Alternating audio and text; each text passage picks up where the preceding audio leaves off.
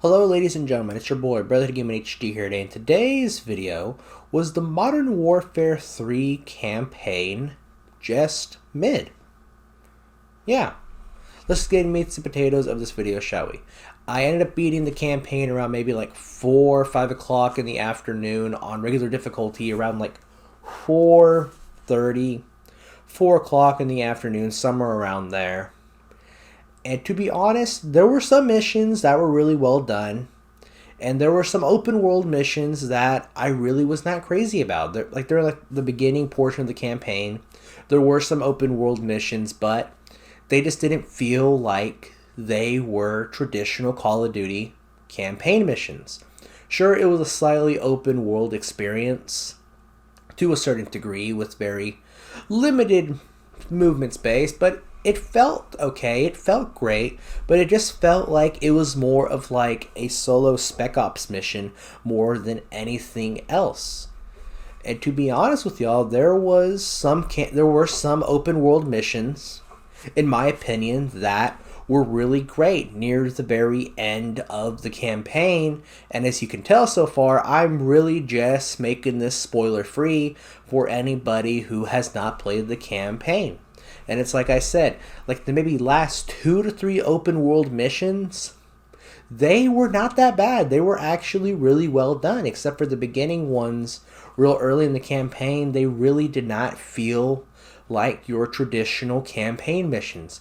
It was just you as one of the main characters within the campaign doing a task or multiple tasks, but it all felt the same. Every single open world mission felt the same. You could either go guns blazing or you can do it silently. It depends on how you approach it, but it did not matter, mostly because of the fact the outcome of that campaign mission was going to be the same result, whether if you went guns blazing or if you went with a suppressed weapon. But don't get me wrong, the level designs, they were pretty well done. They were pretty good for the end portions of the open world campaign missions. And there were some good missions there that were basically, beelined missions, like, from start to finish. And those missions were great too. There were some really good, fast-paced, action-packed, traditional campaign missions in there as well. But the campaign, it just felt like it was very rushed. And you can kind of tell for those, who spent $70 or $100 to get early access into the campaign, you can see that it was intentionally a DLC. It was a DLC to begin with, and the fact that Activision decided to release the $70 campaign, $70 DLC / campaign, whatever you want to call it, it was DLC. It literally was DLC. And to be honest with you all, the reason why I'm saying this is because of the fact that during my playthrough of the campaign, a majority of the weaponry were Modern Warfare 2 weapons, which pretty much pointed towards more of the fact that this was more of a $70 DLC compared to a full $70 experience. But then yet again, I understand that Call of Duty Modern Warfare 3, nobody really cares about the campaign. Majority of the people care about the multiplayer, and I understand that.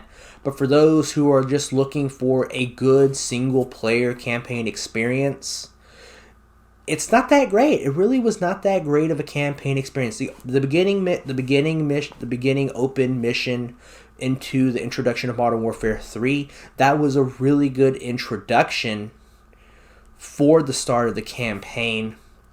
But then after that, it just became very lackluster with the open world. Like I said, it was pretty much do point A and point B, opening up these little crates, getting better weapons, and you can have the possibility of replayability if you want to replay those missions. But the thing is, with those open world missions, it's like I said, you can play it. So you can play it going in silence, or you can play it going in guns blazing. And at the end of the day, the campaign mission, which are open world, it's going to be the same result regardless, and I don't see there being replayability within those open world missions as a whole. But the ones that were the ones that were more fast paced, the ones that were more action packed. And I'm talking about the open world ones. There were 2 missions, and there were maybe 3 missions that you could have gone guns blazing or gone suppressed. But it's like I said, this is spoiler free. I'm not going to spoil any of those missions. And these missions are very later on into the campaign's life. So I'm not going to mention the names of the campaign. I'm not going to describe the missions or anything along the lines of that. Because for those who have not played the campaign or do plan on playing the campaign when the game fully releases, I want you all to experience that for yourselves. Alright? But to me, if I had to rate this campaign, I might probably maybe have to rate it. Maybe, I'll be generous, a 6 out of 10. I will rate the campaign a 6 out of 10 just because of the fact that they tried doing something, they tried making something original, they tried, putting their own spin on this Modern Warfare 3 campaign. But I think what really held it back, like I said, it was some of the open world mission designs. There were some of them that literally made no logical sense, and it really felt very disconnected from the missions that were on the rail non-stop action. And to me, it's like I said, I feel the open world missions, they were a cool concept. They were built on after the Modern Warfare 2 campaign, and they kind of made it a little bit more innovative in a way.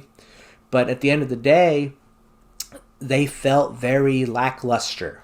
The campaign felt very mid, like I said. And to be honest, it's been your boy Brotherhood Gaming HD, everybody. Please don't forget to subscribe, like, and hit the bell notifications. And I will catch you in the next one. Peace out and goodbye.